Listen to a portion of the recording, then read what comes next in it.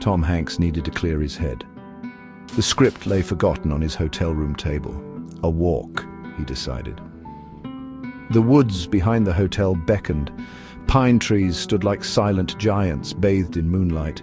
He breathed in the crisp night air. The silence was absolute. He wandered deeper into the woods. The air grew heavy, humid. The moonlight struggled to penetrate the dense canopy. His foot snagged on a root. He stumbled, cursing under his breath. A twig snapped close by. He froze, listening. He turned, slowly scanning the trees. "Hello?"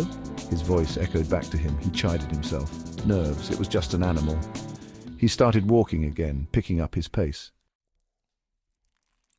The forest seemed to press in around him. The trees seemed closer, the shadows deeper. He thought he heard whispering, faint, indistinct voices. He stopped, holding his breath. The whispering stopped. He started walking again, faster now. The whispering returned, louder this time. It seemed to be coming from all directions. He could almost make out words. His name. He broke into a run. Branches whipped at his face. He didn't care. He had to get out of the woods.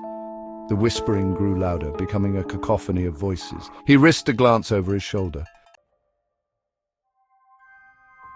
2 points of light pierced the darkness. Eyes, glowing, malevolent eyes. He didn't slow down. He couldn't. The eyes followed him. He could feel their gaze burning into him. He burst out of the trees, gasping for breath. The hotel was in sight. He glanced back. The eyes were gone. He stood there for a moment, catching his breath.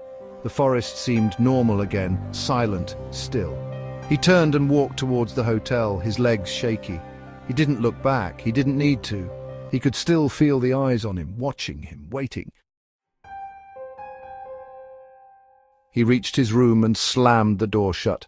He leaned against it, his heart pounding. He had been foolish to go into the woods alone at night. He knew that now. He went to the bathroom and splashed water on his face. He looked in the mirror. He looked pale, shaken, but he was all right. He was safe. He turned away from the mirror and froze. Scrawled across the mirror in what looked like blood was a single word: run. He spun around. The room was empty.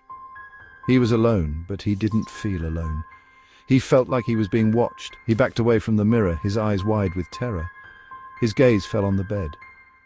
Lying on the pillow was a single white feather. He had never seen a feather like it before. He didn't wait to investigate. He didn't grab his things. He ran.